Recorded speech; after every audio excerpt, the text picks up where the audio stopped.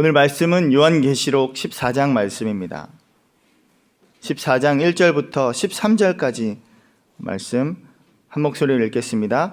또 내가 보니 보라, 어린 양이 시온산에 섰고 그와 함께 14만 4천이 서 있는데 그들의 이마에는 어린 양의 이름과 그 아버지의 이름을 쓴 것이 있더라.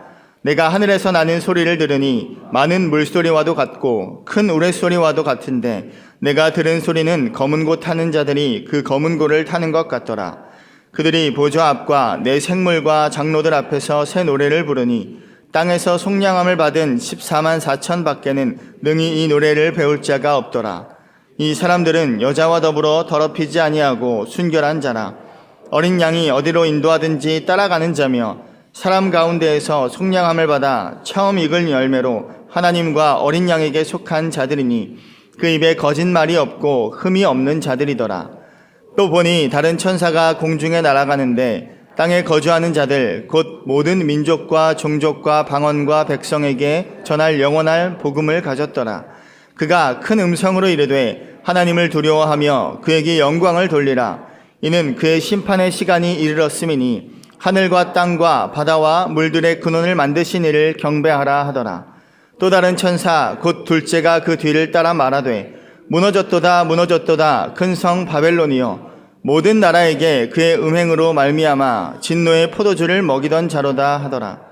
또 다른 천사 곧 셋째가 그 뒤를 따라 큰 음성으로 이르되 만일 누구든지 짐승과 그의 우상에게 경배하고 이마에나 손에 표를 받으면 그도 하나님의 진노의 포도주를 마시리니 그 진노의 잔에 섞인 것이 없이 부은 포도주라. 거룩한 천사들 앞과 어린 양 앞에서 불과 유황으로 고난을 받으리니 그 고난의 연기가 세세토록 올라가리로다. 짐승과 그의 우상에게 경배하고 그의 이름표를 받는 자는 누구든지 밤낮 쉼을 얻지 못하리라 하더라. 성도들의 인내가 여기 있나니 그들은 하나님의 계명과 예수에 대한 믿음을 지키는 자니라. 또 내가 들으니 하늘에서 음성이 나서 이르되 기록하라. 지금 이후로 주 안에서 죽는 자들은 복이 있도다 하시매 성령이 이르시되 그러하다. 그들이 수고를 그치고 쉬리니 이는 그들의 행한 일이 따름이라 하시더라. 아멘. 학창시절에 저는 만화책을 즐겨봤습니다. 제가 즐겨보던 만화책, 중학교 때 즐겨보던 만화책이 탐정, 추리, 그런 스릴러, 그런 만화였어요.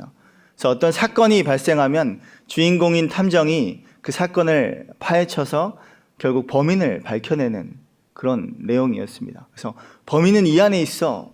이게 되게 중요한 대사였어요. 어느 날 하루도 이 만화책을 이 만화가게 비디오 가게에서 빌려와서 만화책을 막 읽고 있는데 첫 페이지를 열고 등장인물 소개하는 란을 보는데 어떤 인물 얼굴에 범인 이렇게 써 있는 거예요. 아마도 다음 사람을 골탕 먹이려고 전에 빌려갔던 사람이 범인을 다 체크해 놓은 겁니다. 그래서 뒤를 살펴보니까 그 인물이 나오는 장면마다 얼굴에 범인 다 써놓은 거예요. 그래서 그 책을 읽는데 하나도 재미가 없고 또 범인이 누군지 알기 때문에 스릴러물이지만 스릴도 하나도 없고요. 너무 뻔한 결과를 처음부터 써놔서 하나도 재미없게 읽었었던 그런 기억이 있습니다. 결과가 뻔하기 때문이죠. 어쩌면 오늘 우리가 읽는 요한계시록은 그런 책입니다. 하나님께서 이제 이 종말이 어떻게 완결 날 것인지를 미리 알려주는 책이에요. 그래서 어쩌면 책 첫 페이지에 예수님 얼굴에 승리라고 써여 있고 사탄의 얼굴에 패배라고 이렇게 적어놓은 것과 다름이 없습니다. 그래서 요한계시록은 계속해서 똑같은 결말을 우리에게 말해주고 있습니다. 사탄이 패배했고 어린 양이 승리했다는 사실이죠. 뻔한 이야기일 수 있지만 그럼에도 이 말씀이 지금 이 말씀을 받은 1세기 사람들과 지금 우리에게도 동일하게 위로와 힘이 되는 것은 어쩌면 끝이 보이지 않는 긴 터널과 같은 현실을 우리 모두 살고 있기 때문입니다. 수많은 세상적인 가치와 사상과 또 문화와 그런 관계 속에서 과연 오늘은 믿음을 지킬 것인가 아니면 믿음을 버릴 것인가 그것을 매 순간 고민하고 갈등할 수밖에 없는 그런 현실을 살아가고 있기 때문입니다. 그래서 때로는 제멋대로 저렇게 살아가는 저들의 쾌락이 부럽기도 하고, 또 자신이 주인이 되어 살아가는 저들의 삶이 때로는 너무나 달콤해 보이고, 이 땅의 전부라고 믿는 저들의 그 무지함이 때로는 지혜로워 보이는 그러한 현실을 우리는 살아가고 있기 때문입니다. 여러분, 믿음을 잘 지키고 계십니까? 오늘 14장 말씀은 어린 양의 승리와 하나님의 공의로운 심판이 이제 이 땅에 임할 것임을 말씀하고 있습니다. 이 심판의 계시죠. 심판의 메시지는 지금 심판의 메시지를 받는 사람들, 즉 우리들이 지금 어떠한 삶을 살고 있느냐에 따라 그 심판의 메시지는 각각 다른 입장으로 우리에게 다가올 것입니다. 매 순간 우리가 고난 속에서도 믿음을 지키고 있다면 이 심판의 메시지는 우리에게 기쁨과 소망의 메시지가 될 것이고, 반대로 그렇지 않다면 부담스러운 메시지가 되겠죠. 이 아침에 우리에게 주시는 이 심판의 메시지가 부담스러운 메시지가 아니라 기쁨과 소망의 음성이 되기를 축복합니다. 우리 1절부터 5절까지 말씀 한번 더 읽겠습니다. 시작. 또 내가 보니 보라, 어린 양이 시온산에 섰고 그와 함께 14만 4천이 서 있는데 그들의 이마에는 어린 양의 이름과 그 아버지의 이름을 쓴 것이 있더라. 내가 하늘에서 나는 소리를 들으니 많은 물소리와도 같고 큰 우레소리와도 같은데 내가 들은 소리는 검은 고 타는 자들이 그 검은 고를 타는 것 같더라. 그들이 보좌 앞과 내 생물과 장로들 앞에서 새 노래를 부르니 땅에서 속량함을 받은 14만 4천 밖에는 능히 이 노래를 배울 자가 없더라. 이 사람들은 여자와 더불어 더럽히지 아니하고 순결한 자라. 어린 양이 어디로 인도하든지 따라가는 자며 사람 가운데에서 속량함을 받아 처음 익은 열매로 하나님과 어린 양에게 속한 자들이니 그 입에 거짓말이 없고 흠이 없는 자들이더라.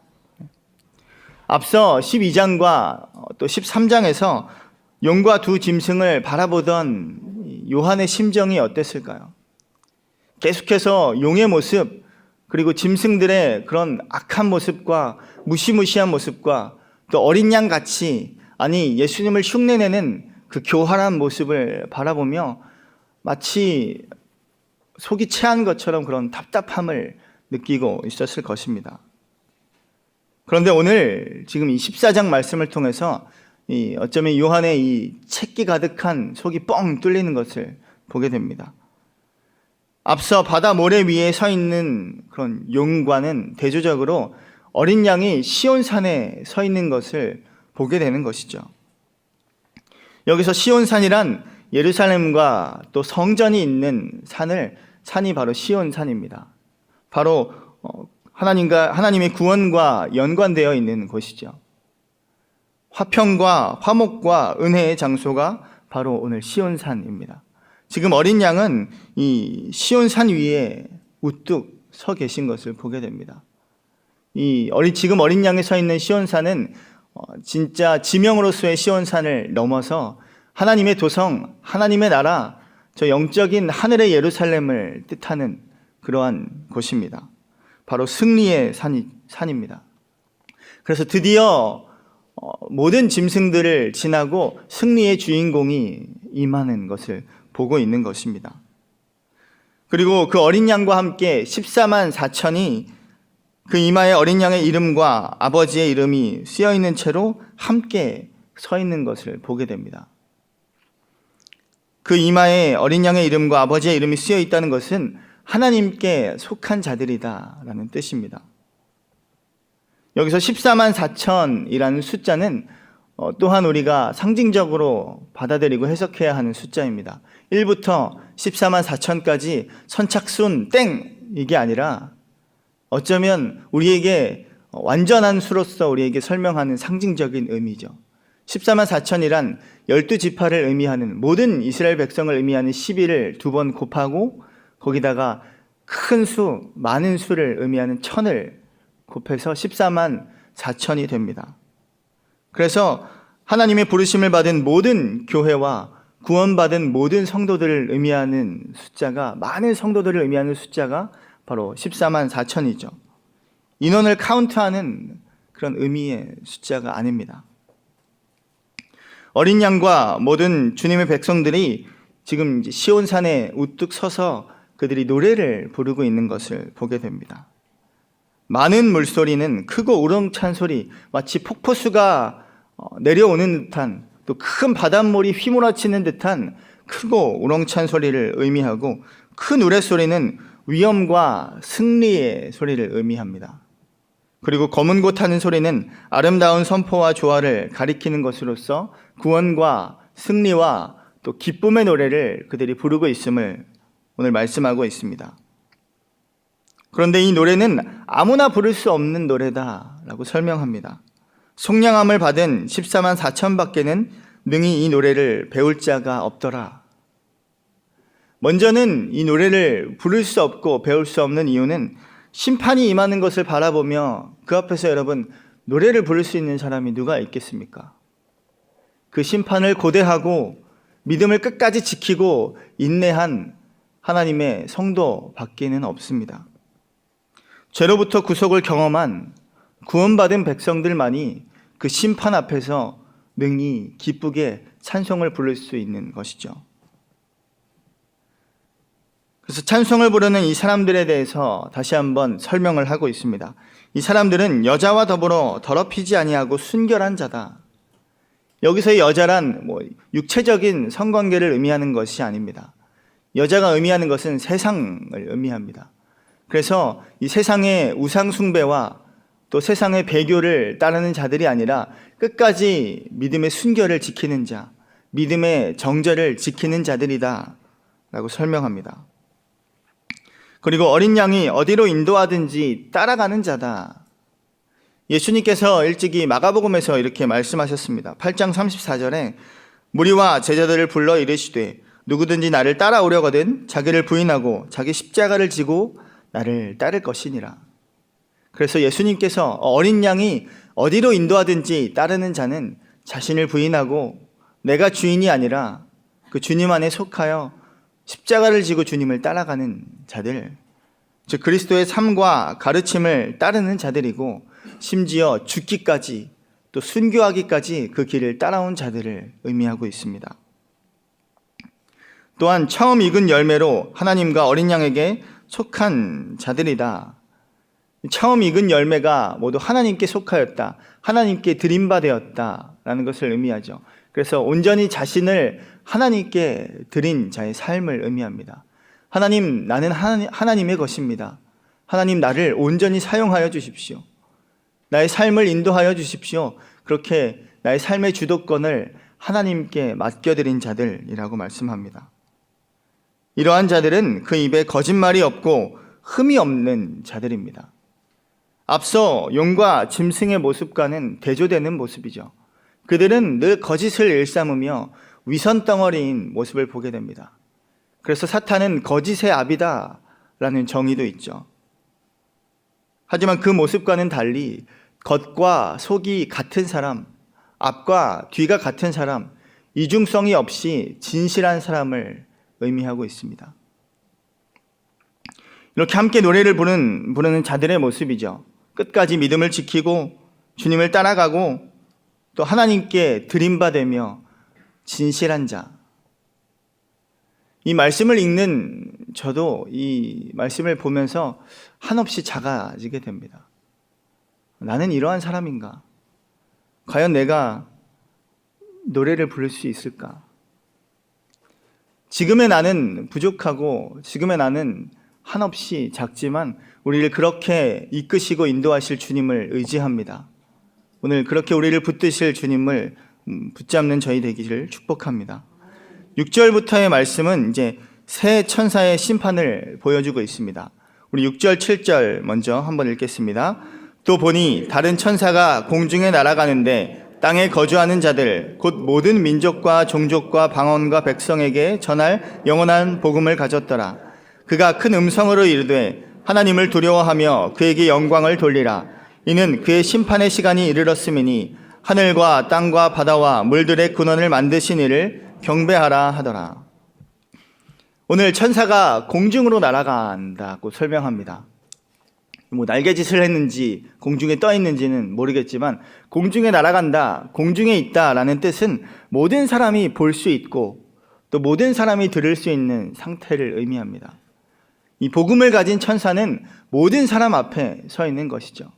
심판을 전하는 천사는 숨어서 몇몇 사람들에게만 이야기하는 것이 아니라 모든 민족 앞에서, 모든 백성과 방언 앞에서 이 심판과 복음을 선포하는 것을 보게 됩니다. 그리고 이 복음은 영원한 복음이다 라고 말합니다. 여러분, 복음은 영원한 것입니다. 이 세상의 수많은 소식들은 평생을 들어도, 아니 죽을 때까지 들어도 한순간 지나가는 이슈가 되지만 이 복음은 한순간만이라도, 아니 찰나의 순간만 듣기만 해도 그 복음은 영원한 복음이 되는 것입니다. 그래서 시편 84편 10절에 주의 궁정에서의 하루가 다른 곳에서의 첫날보다 낫습니다 라고 고백하는 것처럼 이 단 한순간의 복음이 그 어떤 것보다 더 귀중하고 소중하고 영원한 것임을 설명합니다.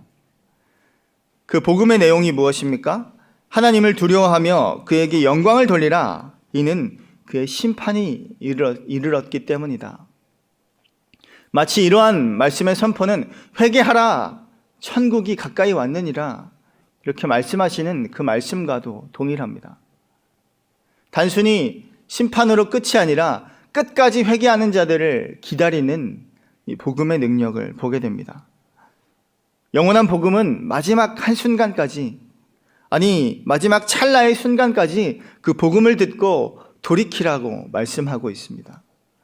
제발 돌이키기만 하면 너희를 영원으로 인도할 것이다. 이것이 바로 복음이 우리 모두에게 주는 능력입니다.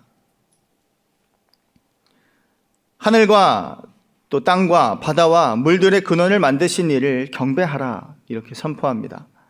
여기서 하늘과 땅과 바다는 두 용과 두 짐승이 있었던 곳입니다. 하늘에 용이 있었고 또 바다에서 나온 짐승, 땅에서 나온 짐승이 있었죠. 그래서 이 짐승들은 하늘과 땅과 바다를 자신의 근원으로 그렇게 설명하지만 하나님은 그 하늘과 땅과 바다를 만드신 분이다. 그 하늘과 땅과 바다의 근원이신 분이다 라고 말씀하고 있습니다. 물들의 근원을 만드신 분이다. 그러므로 그분을 두려워하고 그분을 경배하여라. 저들을 두려워하고 저들을 경배하는 것이 아니라 저들의 근원이라고 말하는 그 하늘과 땅과 바다까지도 만드신 그의 근원이 되시는 그 하나님을 경배하라. 그렇게 선포하고 있습니다. 또 두 번째 천사 8절 말씀입니다. 또 다른 천사 곧 둘째가 그 뒤를 따라 말하되 무너졌도다 무너졌도다 큰 성 바벨론이여 모든 나라에게 그의 음행으로 말미암아 진노의 포도주를 먹이던 자로다 하더라. 큰 성 바벨론이 등장합니다. 이 큰 성 바벨론은 악한 도시의 대명사로서 쓰여져 있습니다. 구약에서도 이 바벨론이라는 나라가 나오죠. 우상 숭배의 세계적인 중심지가 바로 큰 성 바벨론이었습니다. 느부갓네살 왕은 바벨론의 왕국을 세우며 자신의 거대한 신상을 만들고 모든 사람들이 그 신상 앞에 절하도록 했습니다. 그 절하지 않는 자는 풀무불에 던지는 것이죠. 그래서 다니엘의 세 친구인 사드락과 메삭과 아벳느고 이 세 사람이 느부갓네살 왕 앞에서 그 신상에게 절하지 않자 풀무불에 집어 던지는 그런 상황을 보게 됩니다. 그래서 그 이후로 바벨론이라는 이 나라는 교만하고 악한 도시의 상징, 대명사로 여겨졌습니다. 그런데 그 나라가 여러분 어떻게 되었습니까? 결국 무너지게 되었죠. 우리 다니엘서 4장 말씀을 한번 찾아보겠습니다. 다니엘서 4장 30절부터 33절까지의 말씀입니다. 이 교만한 느부갓네살 왕에게 임하시는 하나님을 보게 됩니다. 4장 30절부터 함께 읽겠습니다. 나 왕이 말하여 이르되 이 큰 바벨론은 내가 능력과 권세로 건설하여 나의 도성으로 삼고 이것으로 내 위엄과 영광을 나타낸 것이 아니냐 하였더니 이 말이 아직도 나 왕의 입에 있을 때에 하늘에서 소리가 내려 이르되 느부갓네살 왕아 내게 말하노니 나라의 왕위가 내게서 떠났느니라. 내가 사람에게서 쫓겨나서 들짐승과 함께 살면서 소처럼 풀을 먹을 것이요 이와 같이 7대를 지내서 지극히 높으신 이가 사람의 나라를 다스리시며 자기의 뜻대로 그것을 누구에게든지 주시는 줄을 알기까지 이르리라 하더라. 바로 그때 이 일이 나 느부갓네살에게 응함으로 내가 사람에게 쫓겨나서 소처럼 풀을 먹으며 몸이 하늘 이슬에 젖고 머리털이 독수리 털과 같이 자랐고 손톱은 새 발톱과 같이 되었더라. 오늘 이렇게 스스로 높아지고 교만한 느부갓네살에게 임한 하나님을 보게 됩니다. 그 즉시로 미치광이가 되었습니다. 하나님의 심판이 그 즉시로 임한 것을 보게 됩니다. 바벨론이 무너지는 것이죠. 1세기 그리스도인들에게 이 큰 성 바벨론은 어떤 의미였을까요? 바로 로마 제국을 의미했습니다. 막강한 권력 가운데 막강한 권력을 소유했을 뿐 아니라 그 권력으로 교회를 핍박하고 또 황제를 숭배하도록 우상 숭배를 강요하는 나라였습니다. 하지만 오늘 그 큰 성 바벨론이 무너진 것처럼 이 로마 제국도 이미 무너졌다 그들에게 선포하고 있는 것입니다. 또한 바벨론은 하나님을 대적하고 교회를 핍박하는 모든 권세들을 의미합니다. 그래서 지금도 큰 성 바벨론은 하나님을 대적하고 또 교회를 핍박하고 종교성이란 것으로 신앙의 본질을 흐리고 우리 안에 있는 수많은 우상들을 만들어서 그것들을 섬기게 하는 우리를 미혹하고 유혹하는 그 존재가 바로 큰 성 바벨론입니다. 지금도 우리 가운데 그렇게 역사하고 있죠. 하지만 오늘 말씀에 그들은 무너졌으며 진노의 포도주 잔을 받았다. 이미 심판을 받았다라고 선포하고 있습니다. 이미 그들은 심판을 받았습니다. 9절부터 11절 말씀 세 번째 천사 함께 읽겠습니다. 또 다른 천사 곧 셋째가 그 뒤를 따라 큰 음성으로 이르되 만일 누구든지 짐승과 그의 우상에게 경배하고 이마에나 손에 표를 받으면 그도 하나님의 진노의 포도주를 마시리니 그 진노의 잔에 섞인 것이 없이 부은 포도주라. 거룩한 천사들 앞과 어린 양 앞에서 불과 유황으로 고난을 받으리니 그 고난의 연기가 세세토록 올라가리로다. 짐승과 그의 우상에게 경배하고 그의 이름의 표를 받는 자는 누구든지 밤낮 쉼을 얻지 못하리라 하더라. 앞서 영원한 복음을 끝까지 받아들이지 않고 결국 짐승의 표를 받는 자들은 하나님의 진노의 포도주 잔을 마실 것이다.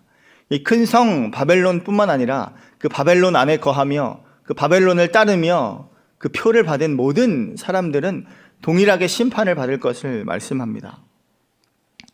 진노의 잔에 섞인 것이 없이 부은 포도주다라고 말합니다. 제가 포도주나 와인을 잘 모르지만 포도주를 만들 때 보통 물을 섞어서 만든다고 하죠. 그런데 오늘 섞은 것이 없이 아무것도 섞은 것이 없이 만든 포도주다라는 것은 굉장히 농도가 진하고 독한 독주를 의미합니다. 그래서 한 잔만 마시면 바로 인사불성이 되는 그러한 독한 포도주를 의미하죠. 이 독주와 같이 진노는 그만큼 짙고 무겁고 또 그들 가운데 온전한 진노로 임할 것이다 라고 말씀하고 있습니다. 불과 유황으로 영원토록 고통을 당하며 밤낮 쉼을 얻지 못하리니, 이 불과 유황은 우리가 구약 성경에서 악의 도시를 상징했던 소돔과 고모라 땅에 임했던 그 불과 유황을 연상시키게 합니다. 그래서 영원토록 꺼지지 않는 불 가운데서 고통을 당할 것이다.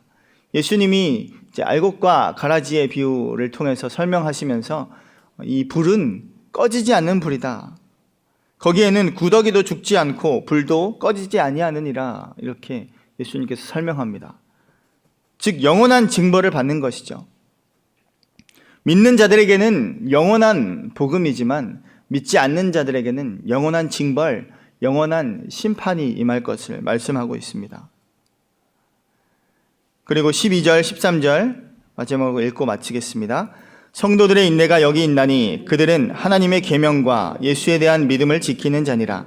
또 내가 들으니 하늘에서 음성이 나서 이르되 기록하라. 지금 이후로 주 안에서 죽는 자들은 복이 있도다 하시매 성령이 이르시되 그러하다. 그들이 수고를 그치고 쉬리니 이는 그들의 행한 일이 따름이라 하시더라. 앞서 용은 하나님의 계명을 지키며 또 예수의 증거를 가진 자들과 싸우기 위해서 지금 집결해서 모이는 것을 보게 됩니다. 두 짐승까지 불러냈죠. 하지만 결국 승리는 그에게 있는 것이 아니라 하나님의 계명을 지키며 또 예수에 대한 믿음을 지키는 자에게, 끝까지 인내하는 자에게 승리가 있음을 보여줍니다. 그러니 조금만 참으라. 조금만 인내하라. 얼마 남지 않았다 우리에게 말씀하고 있는 것이죠. 이 핍박 가운데 있는 그 극심한 환난 가운데 있는 성도들에게 조금만 참아라, 인내하라, 그렇게 격려하고 있는 말씀입니다. 믿음이란 이 땅에 소망을 두지 않고 하늘에 소망을 두는 것을 의미합니다. 그래서 믿음을 가진 사람은 이 땅에서 잘 먹고 잘 살고 오래 살고가 그렇게 중요하지 않습니다. 어떻게 죽느냐가 더 중요한 것이죠. 이 땅에서의 삶보다 이 땅에서의 죽음이 더 중요하고, 이 땅에서의 삶보다 저 하늘에서의 삶이 더 중요한 사람이 믿음의 사람인 줄 믿습니다. 그래서 우리가 주목하는 것은 보이는 것이 아니요 보이지 않는 것이니 보이는 것은 잠깐이요 보이지 않는 것은 영원함이로다. 우리가 이 말씀을 믿는 것이죠. 그래서 비록 지금 이 상황 가운데 주 안에서 죽는 자들, 즉 순교를 당하는 자들이 있었습니다. 이들은 왜 이렇게 불쌍하게 죽나요? 왜 이렇게 억울하게 죽습니까? 지금 터키에 며칠 전에 터키에 있는 선교사님이 죽임을 당한 그런 소식이 올라왔습니다. 칼로 습격을 당해서 순교를 당했죠. 이 무슨 일입니까? 곧 태어날 아들도 있고 아이도 있고 부인도 있는데 이 무슨 억울한 죽음입니까? 라는 이런 질문 앞에 오늘 말씀은 주 안에서의 죽는 자들, 이 땅의 것을 바라보는 것이 아니라 하늘의 소망을 둔 그 죽음은 복되다 라고 말씀하고 있습니다. 왜냐하면 이 죽음은 생명의 삼킨 바가 되어서 영원한 연합으로 우리를 이끌기 때문입니다. 성도의 죽음은 곧 생명에 의해 삼켜져 부활로 또 하나님과의 연합으로 우리 가운데 임할 것입니다. 그러나 믿지 않는 자의 죽음은 심판으로 임하게 되겠죠. 언젠간 저와 여러분도, 땅에 있는 저희들도 죽는 날이 오겠죠. 이 땅의 장막집이 무너질 날이 올 것입니다. 하지만 손으로 지은 것이 아니요 하늘에 있는 영원한 집이 우리에게 있음을 믿게 되기를 축복합니다. 그래서 오늘 믿음으로 끝까지 인내해서 14만 4천의 노래를 여기 계신 저와 여러분들이 함께 부를 수 있게 되기를 축복합니다. 함께 기도하겠습니다. 함께 기도할 때 너희가 믿음과 인내를 끝까지 지키라, 그렇게 격려하시고 말씀하시고 오히려 호소하시는 주님의 음성을 듣습니다. 그 영원한 복음이 우리 안에 있사오니 주님, 이 세상을 두려워하지 않고 이 세상 가운데 극심한 환난과 어려움 가운데도 끝까지 믿음을 지키며 인내할 수 있는 저희가 되게 하여 주옵소서. 비록 우리의 삶이 그 믿음을 매 순간 갈등하는 그런 현실 가운데 살아가지만 더 이상 우리 안에 갈등이 없게 하시고 주님을 의지하며 주님의 인 박힌 자로, 주님의 인침을 받은 자로 서는 저희 모두가 되게 하여 주옵소서. 함께 기도하겠습니다.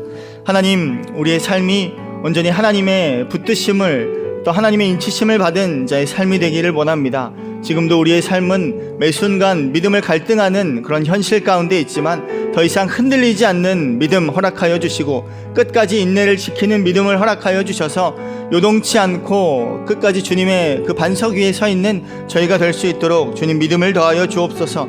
그리하여 이 믿음으로 끝까지 인내해서 이 손으로 지은 집이 아니라, 이 장막집이 아니라 저 하늘의 영원한 집을 바라보며 하늘의 소망을 두며 14만 4천의 노래를 함께 부르는 우리 모두가 될 수 있도록 주님 믿음을 더하여 주옵소서. 함께하여 주옵소서.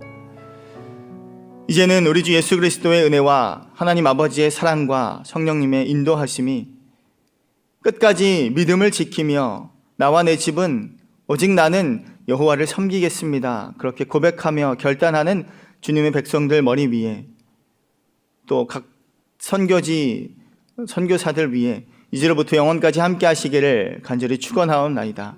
아멘.